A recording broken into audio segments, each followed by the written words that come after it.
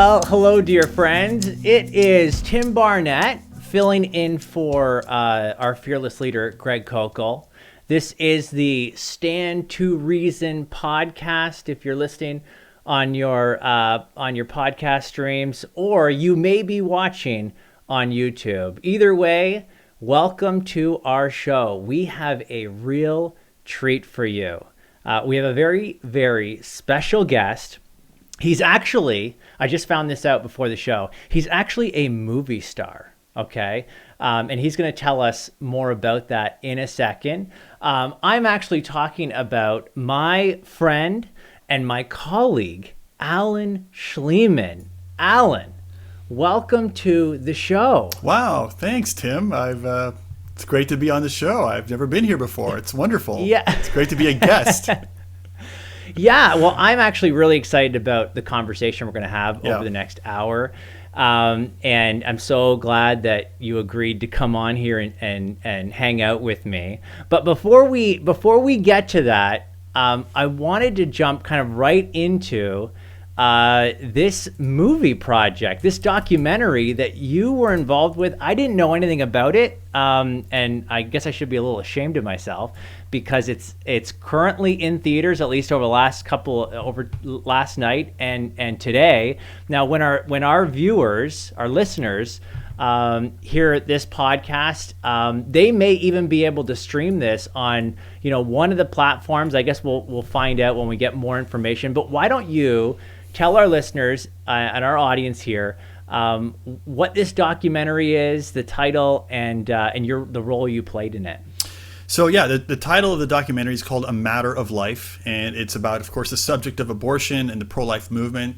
The movie was made by a filmmaker named Tracy Robinson. And the kind of the neat thing about how that all got started was I was invited to speak. I think it may have been the Get a Grip series at Greg Koukl's church. I'm not sure what it was. It may have not been that series, but I was speaking at Greg's church several years ago, and I was invited to speak on the subject of abortion, which, by the way, for all the STR speakers who ever have to speak on a subject that Greg knows really well and he's in the audience, that's always like a nerve-wracking experience. But anyways, so I spoke on the subject of abortion, and I kind of just did my usual Making Abortion Unthinkable presentation. And this lady, Tracy Robinson, happened to be in the audience. She was invited, I think, by a friend to come and attend the presentation. Mm-hmm. And I didn't find this out until actually maybe years later. But apparently she was really moved by the presentation in terms of understanding what abortion really is and having a heart for for unborn children, and decided to make a film about it. And so she ended up making it. It's obviously just got released now. Let's see, today is what is the date? May 17th and 18th. So May 16th and 17th was when it was released for 2 nights, and then I'm assuming it'll eventually go to streaming or purchase. I'm not sure. But anyway, so she flew in a number of people that we know besides myself, like Scott Klusendorf, Stephanie Gray, and many other people who are involved in the documentary. And she covers, everything regarding the pro-life movement, from the scientific defense of the unborn, the philosophical arguments. She addresses stuff about crisis pregnancy centers and pregnancy resource centers. She has former abortion providers who are physicians. So, she just covers a whole bunch of stuff in the documentary. It's really amazing. And so that's the big summary of it, I guess. That's pretty neat. And you were telling me that you kind of came in late to the movie theater because you just got to see this film. And as you walked in, whose mug was on the big screen? Yeah. So I took my son and my daughter and a couple of friends. And so we were late because we had some car trouble. And so when we finally got into the movie theater, it had started probably 5 minutes into it. And as we're walking in, kind of the side, where there's like stairs and stuff, you're kind of coming up to the screen. I look up and it's just my head is like on the entire screen of my face. I'm just like, whoa. And so, yeah, it was pretty startling to see to see myself there.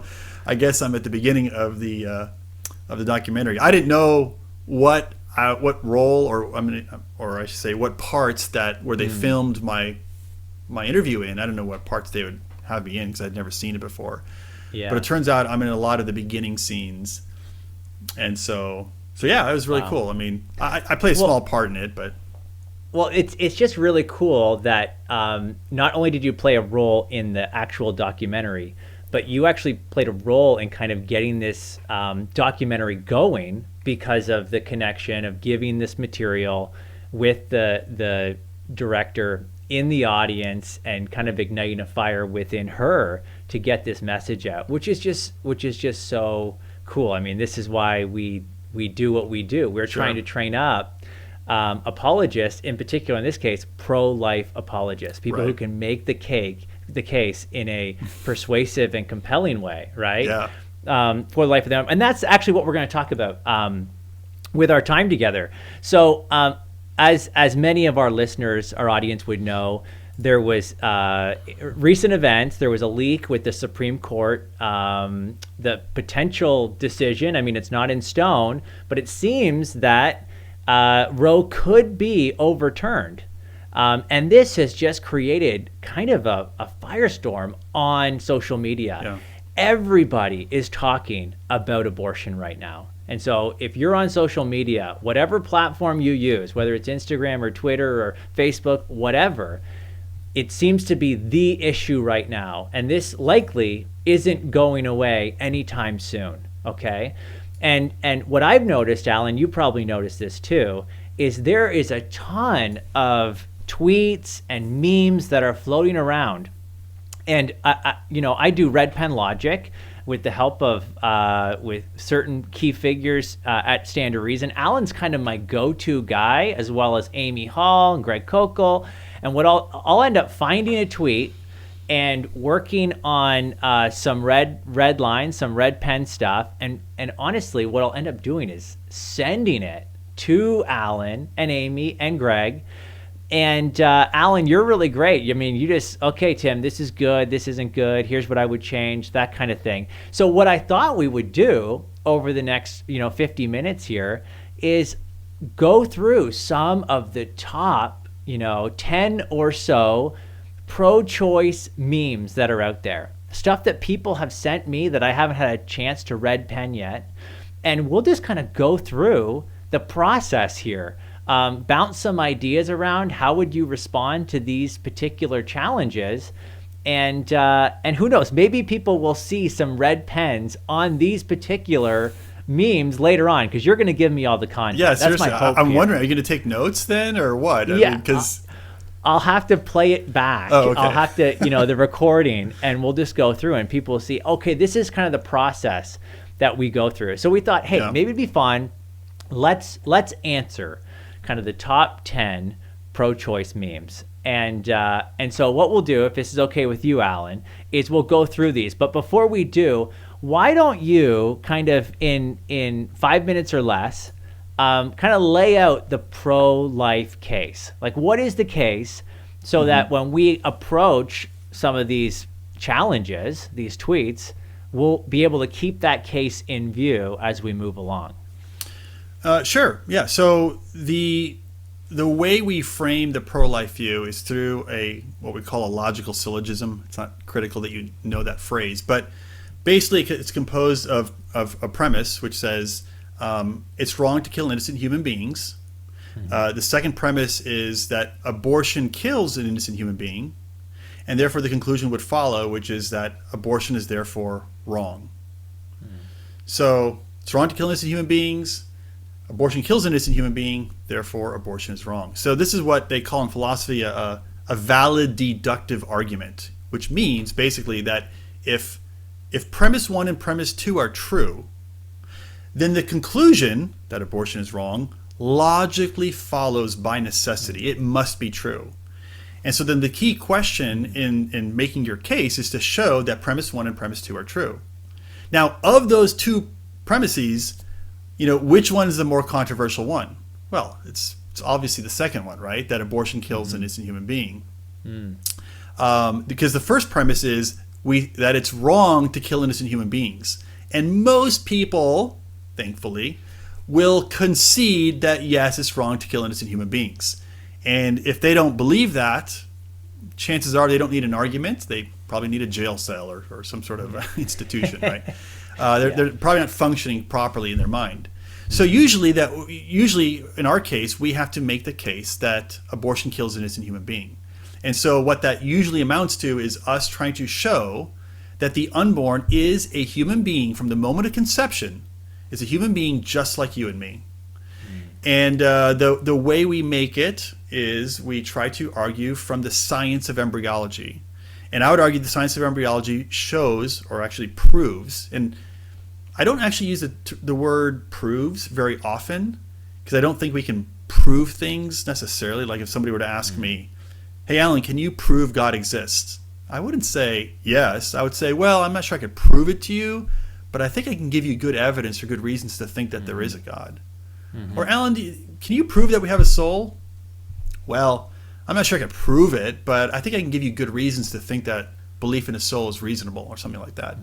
Yeah. But when it comes to the science of embryology, I really believe the word proves almost becomes justified in the sense that the science of embryology proves three things. Number one, that the unborn is a living being, it's alive.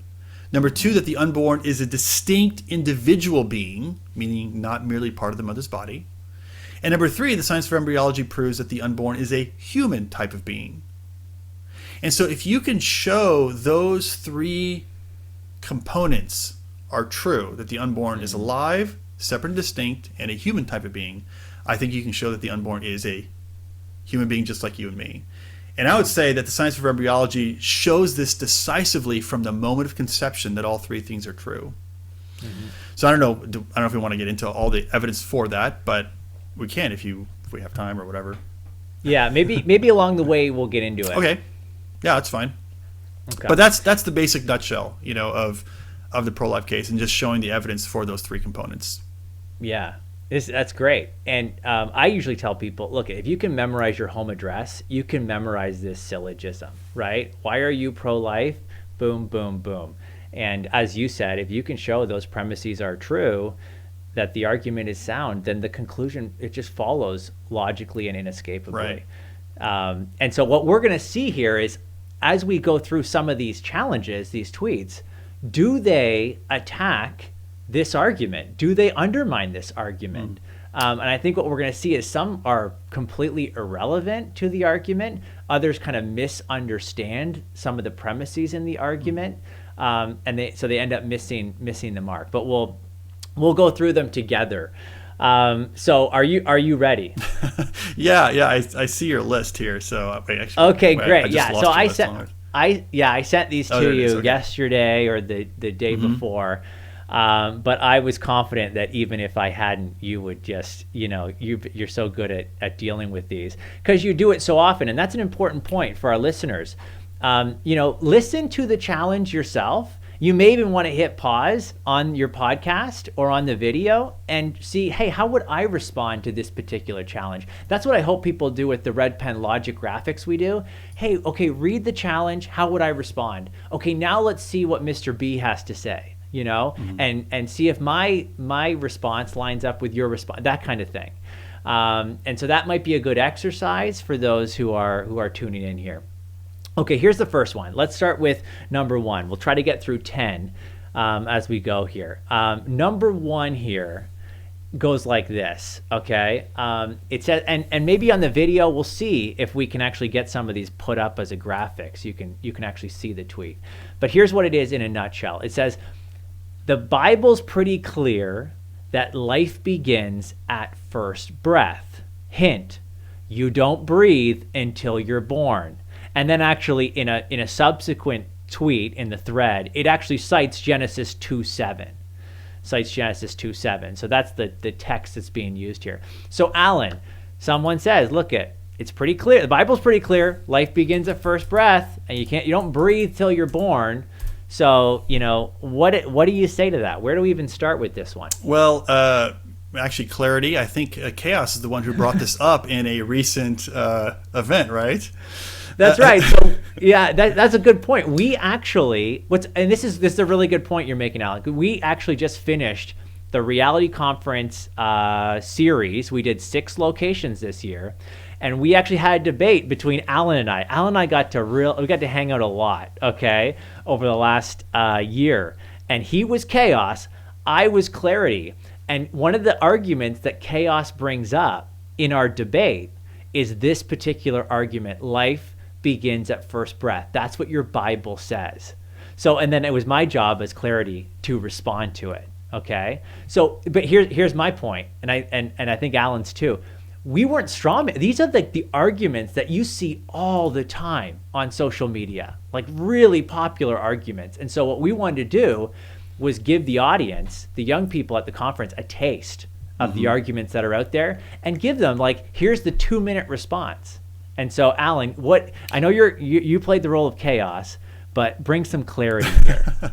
Well, let me just read Genesis 2:7 just to clarify what they're referring to, because it says, okay. Then the Lord God formed man of... Well, actually, let me read it out of... Well, that's fine. I'll read it out of the NASB here. Then the Lord God formed man of dust from the ground and breathed into his nostrils the breath of life, and the man became a living being. Okay, so that's what they're referring to.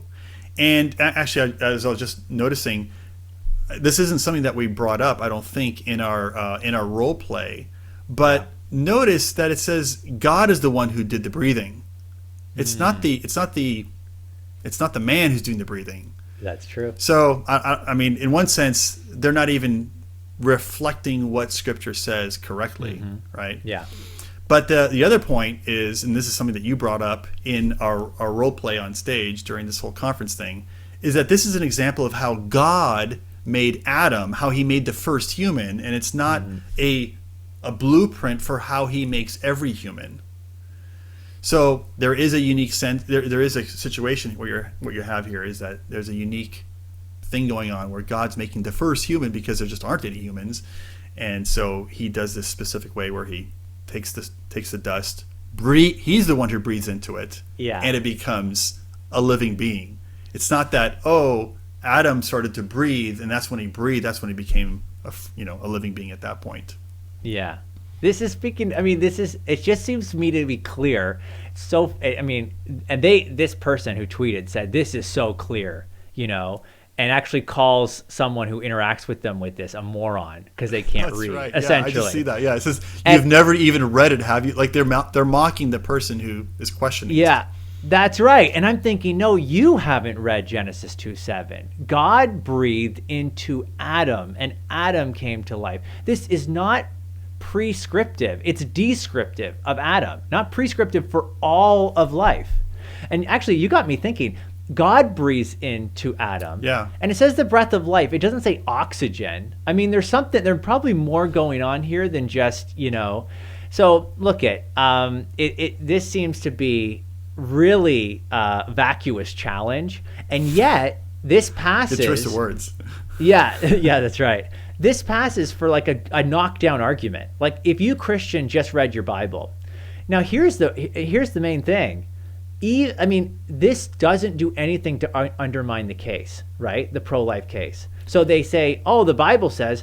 It's interesting to me that it's the pro-choice advocate bringing up the Bible.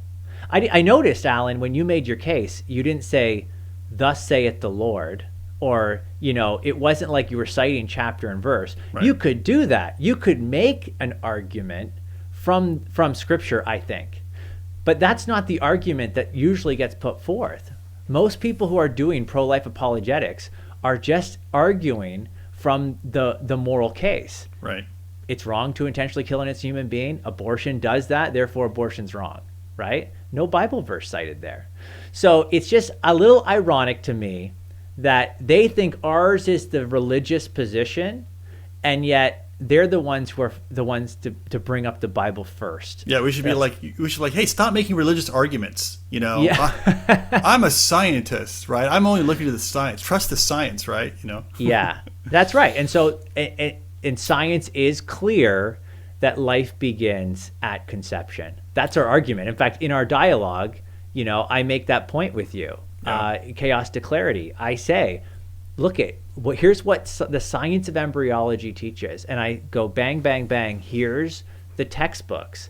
And the textbooks say that life begins at fertilization. That's when human development starts. Okay. Yeah. The other thing I'll add is that sometimes people to take this idea of breathing being proof of life, and they basically say, well, in every other case when a human is created, right, he's in the womb and he doesn't actually breathe until he comes out of the womb. And somehow this is sort of a modification of this type of argument. Yeah. But even that doesn't make any sense, because what is breathing? Well, breathing is the taking in of oxygen and the breathing out of carbon dioxide.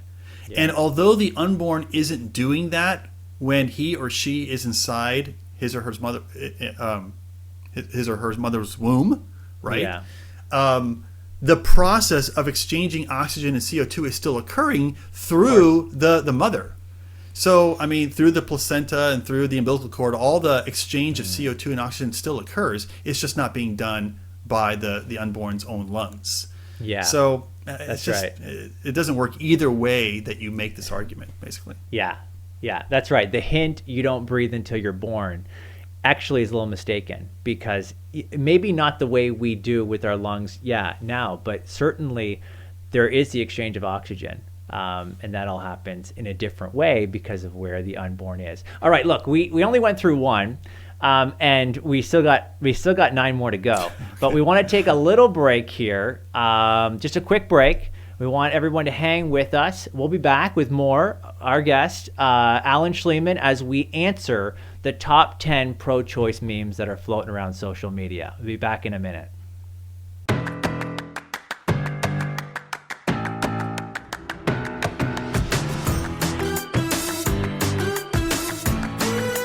All right. We are back with the great Alan Shlemon. And we're talking about answering the top 10 pro-choice memes that are out there. Let's just jump right back into this. Okay, so we did one. Let's go to number 2. This one might be a little bit easier. Let's see here. Okay, here it is. You can only ban safe abortions. You can only ban safe abortions. So what do you say to that, Mr. Shlemon? Yeah, they definitely need to see the graphic, because the graphic makes it look so much more fun and exciting, right? I guess I suppose the only safe abortions that we're banning are the ones where the law stands idly by while a mother solicits a doctor to kill her own son or daughter. I mean, that's in essence what they're saying, right? Yeah. So, in other words, the point is that there is no safe abortions, right? Mm-hmm. Every abortion is a violent act which kills an innocent human being. So, are we banning some abortions? I mean, this particular meme presumes that if we ban abortions, the only ones we'll ban are legal ones, and then there'll only be then illegal abortions, and those will be more dangerous than the safer ones that are legal. Yeah. But of course, this just presumes that the unborn is not a human being, is not being killed, which of course is the main premise behind the pro-life position. Is the unborn a human being? Is the unborn being violently killed? Or even if it's not violently, it doesn't matter. It's the unborn is being killed, right? Yeah. So this is the problem with this particular meme, is it presumes the unborn is not a human being. That needs to be unpacked before you can really engage the person who, if you were speaking to somebody, brings up this meme. Yeah, so if this meme came up, I mean, if someone said you can only ban safe abortions, you really want to ask the question, well, what is the unborn? Because if the unborn is a valuable human being, then it's certainly not safe for them. I mean, every abortion kills an innocent human being if that's the case. Right. So it's almost like an oxymoron. You can only ban safe killings of innocent human beings. I mean, that doesn't sound so good, right? I mean, it sounds off. But of course, if they assume the unborn isn't a human, and only the mom is in view here, then it would be like only banning safe appendicitis. What do they call it when you appendectomy? Yeah.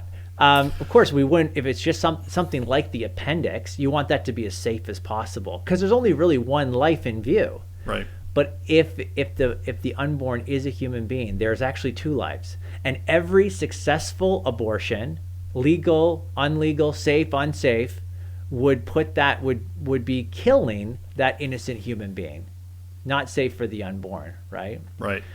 So, yeah, and I would say that this meme has kind of like the previous meme we looked at, it has sort of like a secondary application because the point they're trying to make is you make abortion illegal, now you're going to drive women to have illegal abortions. They're going to, self-abort or do all kinds of crazy things. Women will die and so on and so forth. So then that you're getting into that whole argument.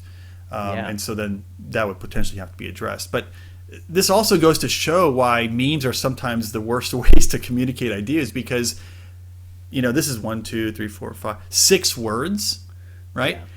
And it can be read in a second or two, but yet to sometimes explain what's wrong with it requires you to unpack all of these other ideas and principles, So, anyways, that's kind of the frustration with memes. Yeah, agreed. It can take 5 seconds to read a meme, but it takes sometimes 50 minutes to unpack it and give an adequate response. So we're just doing our best here in a short amount of time. Of course, more could be said, certainly about that one too. But let's go on to number 3. Number 3 here says this: an embryo is to a person as an acorn is to a tree. Both potential living things, right, but not yet. You can only kill a tree, not an acorn. What do you think of this little analogy here? Yeah, this is also a really old and often used analogy. An acorn is not an oak. Therefore, in the same way, a fetus or an embryo is not a human, but a potential human. An acorn is a potential oak. And I mean, I'm not sure what to say other than the person who makes this argument is just mistaken about the nature, well, not only of the unborn, but also even of oaks and acorns. Because it turns out that an acorn is an actual oak, okay?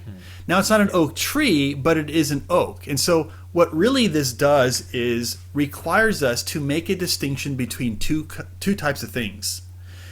One is, what is the kind of being that something is? And the second is, what is the stage of development that thing is at? So when it comes to an oak being, or when it comes to an oak, you have oak being, right? You have this whatever the scientific name is for an oak, okay? You have that, that's the being. But then you have different stages of development, right? First you have like a seed, then you have a sapling, and then it gets larger, becomes a tree, okay? And so those are different stages of development. So when someone says an acorn is not an oak, what really is going on is they're just simply saying that an oak at its earliest stage of development, which is an acorn, is not the same as a fully adult tree, which is what we would call or refer to when we see an oak. And it's like, well, of course not, And in the same way, the unborn, you have to ask, what kind of being is it? Well, it's a human being, okay? Well, what are the different stages of development? Well, you have, an embryo, then you have a fetus, and you have a newborn, you have a, toddler, adolescent, adult, so on and so forth. So, is it true that the embryo is not an adult? Well, they are different stages of development, but we're still talking about the same thing, and that is a human being. And human beings look different at different stages of development, just like oaks look different at different stages of development. So again, I think that's the key problem, is that they mistake they ignore really the distinction between a type of being and the stage of development that it's at. So you have the being, the human being is that thing from conception that goes through all the different stages of development. That's what you're saying, right? Right. So it's the same at conception. So we say, the zygote stage, embryo stage, fetus stage, unborn stage, newborn stage, toddler. I mean, we give these kind of classifications as stages of development. Of course, a toddler is not the same as is not the same stage of development as, say, a fetus. Those are different, and a senior is also a different stage. Right. But it's the same being going through those stages. So it's almost like a category mistake that ends up happening here, right? Yeah. Where they're confusing the being going through the stages and the stages themselves. Right. I mean, is that right? Yeah. I mean, because all living things look different at different stages of development, right? Mm-hmm. If I was to show you a picture of this little egg and I say, that's a monarch, you're like, it's not a monarch. I'm like, yeah, it's a monarch. It's at the, what do you call it? Egg stage, right? Yeah. And then it becomes a caterpillar, which is the larvae stage. And then it becomes a chrysalis, which is at the whatever chrysalis stage. And then it becomes a butterfly. Well, living things look different at different times of development. That's just basic biology. And that's the case with an acorn. An acorn is simply an oak at the seed stage, at the infant stage, if you will. And then it becomes a sapling, and then it becomes a tree. And the same thing with a human being. So when someone says, that embryo doesn't look like a human being, you would say... No, it does look like a human being. It looks exactly the way a human being is supposed to look at that stage of development.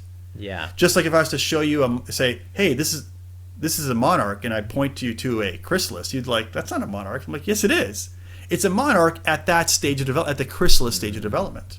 Yeah. Or it's a monarch at the larvae stage of development.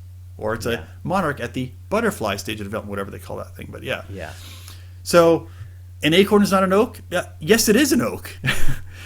Therefore an embryo is not a human? No, it is a human. It's just at a different stage of development. Yeah. So, I mean, so they're getting basic biology incorrect about both oaks and about humans in this particular meme.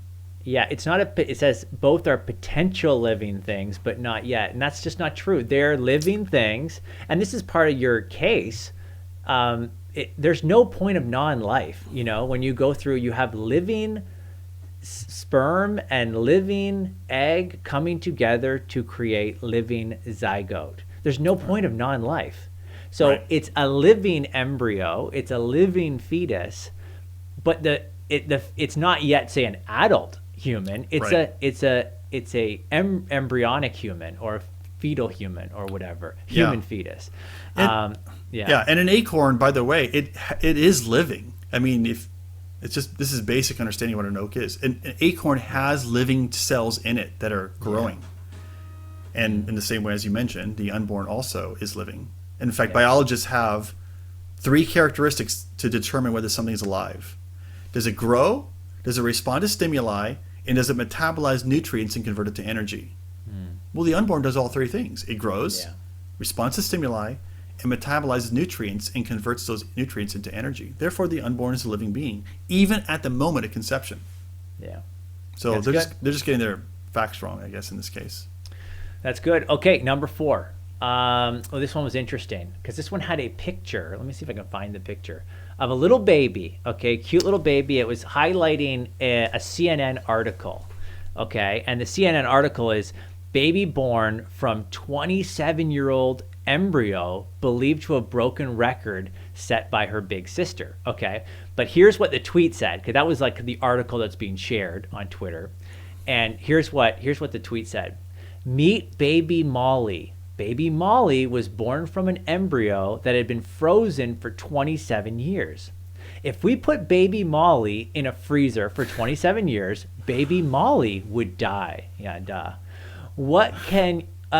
It says, what can you freeze? Why can you freeze? Oh, sorry, I wrote the wrong. I'll just read it from the thing. Why can you freeze an embryo but not a baby? And then it answers the question. Because an embryo isn't alive. So what do you do with this challenge? Again, it's sad. I don't even know what to say.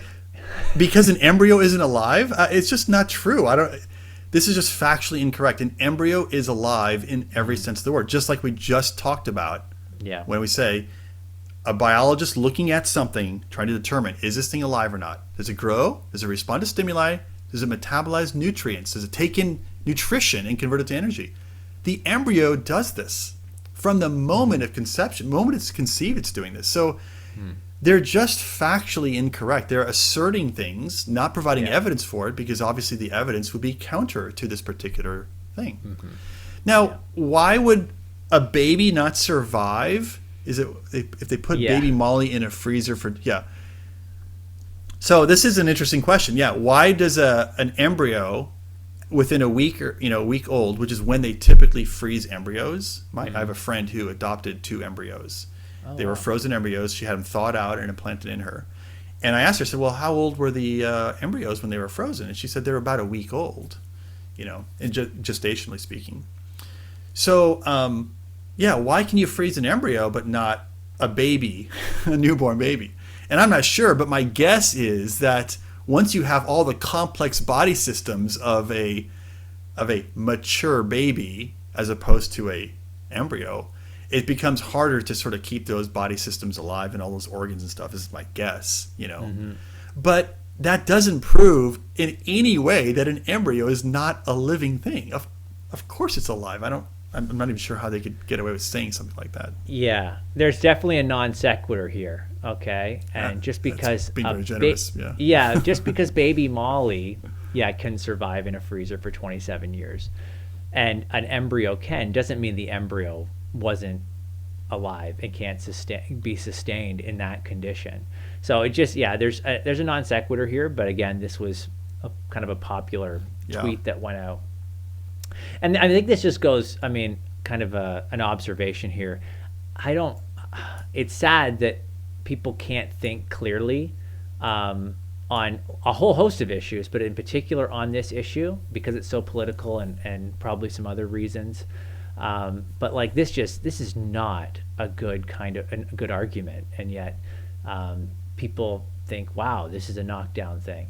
Okay, how about this one? This one, number 5, is one that you actually sent me, because it was from a real prominent atheist. And this argument, it shows up every year. Somebody tweets about it, and I remember a couple of years ago someone tweeted about it, and it had hundreds of thousands of likes. Like, this was it, and it's been responded to over and over and over again. And here's how the tweet goes. It says, a trolley problem for the abortion issue. Okay, here's the trolley problem, and I'll get you to explain what that even means in a sec. In a burning building, there's a newborn in one room and 5 frozen embryos in another room. You only have time to get to one room. Which do you save? You're going to save the one newborn or the 5 frozen embryos? What do you do there, Alan? Well, okay, so the reason why I thought this was an interesting one to bring up is because, as you said, Michael Shermer, I don't know if was he the founder of Skeptics Magazine or the founder of that organization or whatever, but as you said, he's a prominent atheist. And so what surprises me about this is that you think that this is a guy who's been around the block, who's seen this kind of stuff, over and over again, and consequently would have seen responses to this. Mm-hmm. But here's how he figures this makes his case. So he thinks that most people, including pro-lifers, are going to respond by saying, well, I'd save the baby. I'd save the one single baby as opposed to the 5 frozen embryos. And by the way, he does this. He did this tweet as a poll. So there is like 92% of the people responded by saying, yes, I'd save the baby. Mm-hmm. And so what he thinks this proves is that, you see, even the pro-lifer, when it comes to a situation where you have 5 frozen embryos and a real baby, we don't really believe the 5 frozen embryos are real human beings. Otherwise, we would save those 5 instead of the one baby. Mm-hmm. So that's what he thinks it proves. But as even people who are atheists on the who were responding to him were pointing out, this does not prove that at all. All it shows is what instinctually we would do. And so if I was to answer the question, I'd say, yeah, I would probably save the one baby, because I don't know, I'd hear the baby crying, I'd run and save it, and I'd be like, well, I don't know about those embryos, right? Because we have an emotional connection and attachment to a living baby that we don't have to, say, 5 frozen embryos in a test tube, right? But here's the thing. If you were to ask me, Alan, if you had to choose between having your daughter die right now or 5 adults in some other country die right now, what would you choose? I would choose the 5 adults. What? Yeah, what, you'd save your daughter? You'd save one person over 5? Yes. Why? Because she's my daughter. I love her. And maybe, yes. I mean, does that prove that I don't think those 5 adults in another country are real human beings? No. It just proves that I'm a father and I have an emotional attachment to my daughter that I don't have with 5 strangers in another country. And so many people were pointing this out to him. They're like, this does not prove what you think it proves. It just proves that we're human beings, and that when it comes to emotional attachments, sometimes those override our, what we might think is logically the right thing to do. Yeah. And what's interesting in this trolley problem, this moral dilemma, you can only choose one. Who are you going to choose? The save the baby or save the embryos? But when it comes to abortion, you're not talking about saving a baby or saving embryos. What you're talking about is killing an unborn human, right? So I get the argument is trying to make a point, and the best I think you can do is show that the pro-lifer is inconsistent because they're emotionally attached to a particular baby, or maybe their own, like you said, you're going to save your daughter over these other people. But that doesn't mean those other people aren't valuable human beings, and it doesn't prove that those embryos aren't valuable human beings. You're right. This is not a good argument, if that's what it's supposed to be, for abortion or for the unborn being non-human or something, not valuable. That's good. Yeah. Well, more could be said about that one as well. We're just kind of scratching the surface on some of these challenges, but we need to run to a quick break, but we will be back with Alan Shlemon as we tackle the top 10 pro-choice memes that are out there and give a quick response. We'll be back in a minute.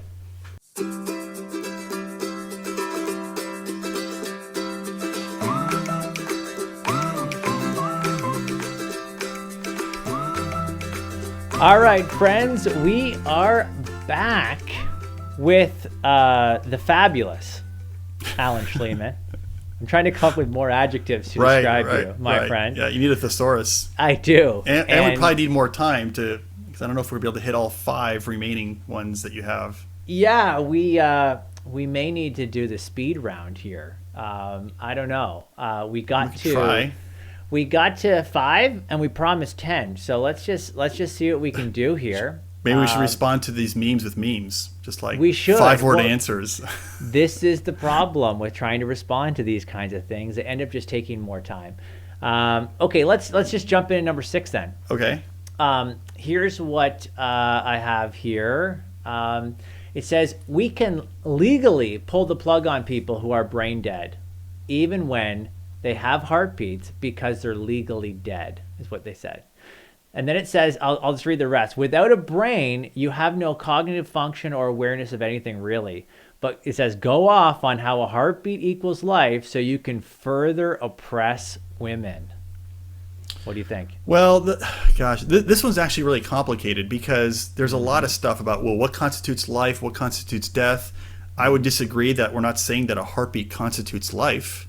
Yeah. Because as we said, from a biological perspective, you have a living and distinct human organism that is alive from the moment of conception. It doesn't have a heart or a brain. And yet no biologist or scientist worth his salt would say that this thing is not a living thing. It's clearly alive. Okay.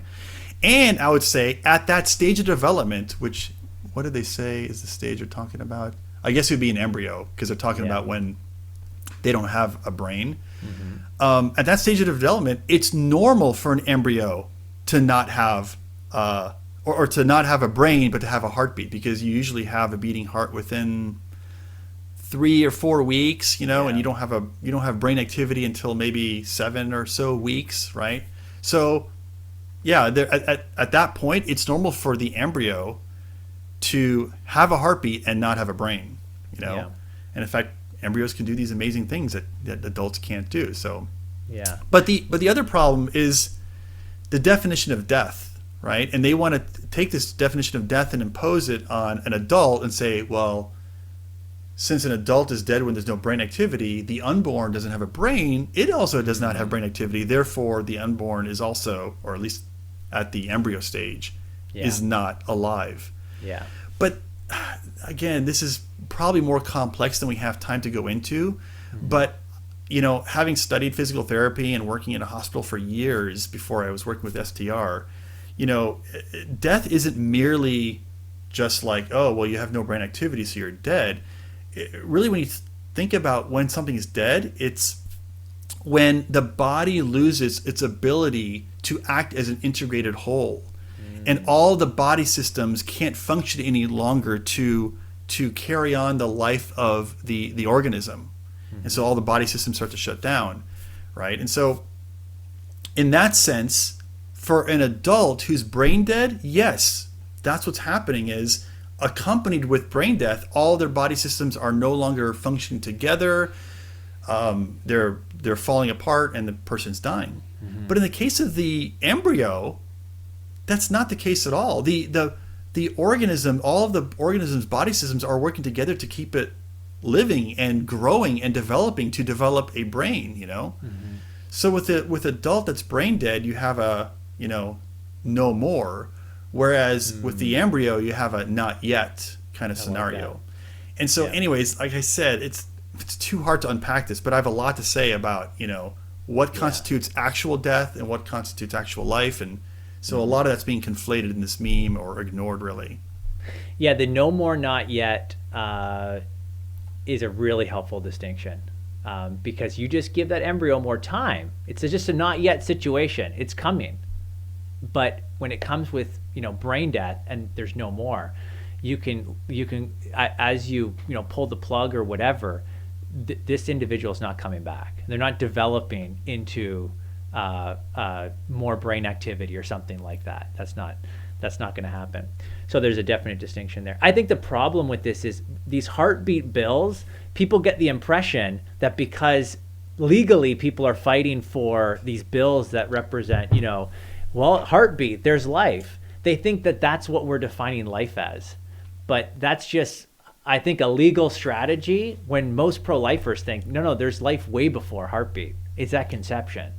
And so that might be where the confusion for some people comes from. They think, oh, you guys are fighting for life at heartbeat in these laws, therefore you must not believe it's alive before the heartbeat. No, that's not our argument. But Tim, here strategically though too, if you didn't know all the stuff I know about death and life and whatever, here's a strategic way to answer this. Yeah. I would initially just concede and say to the person, okay, you're right. Let's just say you're right. That the embryo, until it has brain activity, is not alive. Okay? When does brain activity begin? 7 weeks. Okay, so would you then agree with me that up to 7 weeks the woman can have an abortion, but after 7 weeks, she can't because it's a living being? Well, most women hardly even know they're pregnant by the time it's reached 7 weeks. Yeah. So what this would effectively do would be ban the vast majority of abortions out there, right? Would the person then agree and say, okay, well, would you agree then we should ban all abortions after we have brain activity? They'd say no. Because what they really want is abortion legal through all 9 months of pregnancy. Yeah. And so this just goes to show that this particular thing is just sort of a smokescreen to hide the fact that they really want to have abortion legal at all times under all circumstances. Yeah. That's good. I like that. Great response. Okay, let's do number 7. This may be our last. Okay. Because I'm just looking at the clock here, and we got about 5 minutes. And so let's unpack this one. I think it's a good one. Okay. There's a lot here. Number 7, if you think abortion's wrong, don't get an abortion. It's not okay to impose your religious views on others. Why should a Jew or Muslim, for example, have to live according to your interpretation of the Bible? If you don't get this, please don't ever use the phrase religious freedom again. So what do you think's going on here? Well, a number of things. I guess if you wanted to just give a meme's worth answer or reply, when they say, if you think abortion's wrong, don't get an abortion.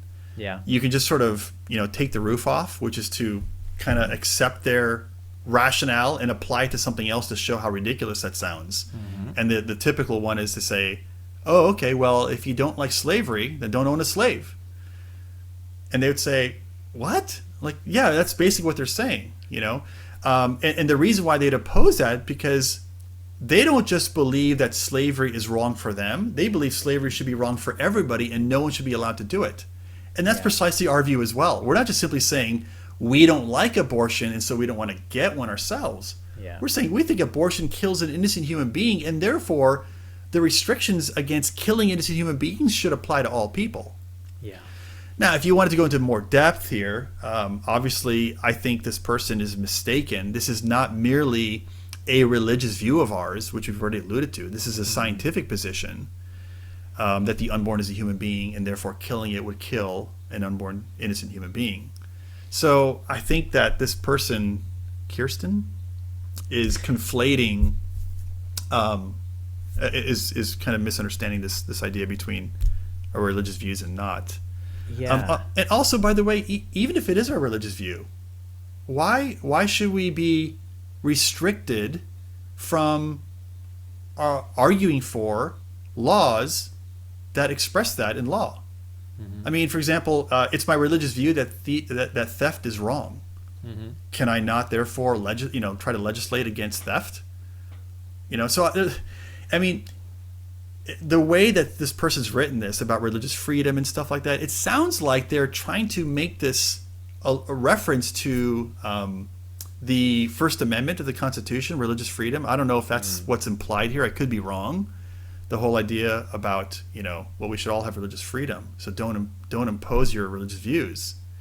But the First Amendment clause is not a restriction against people expressing their religious conviction. It's a restriction against government imposing their religious views, or restricting people from exercising their religious practices.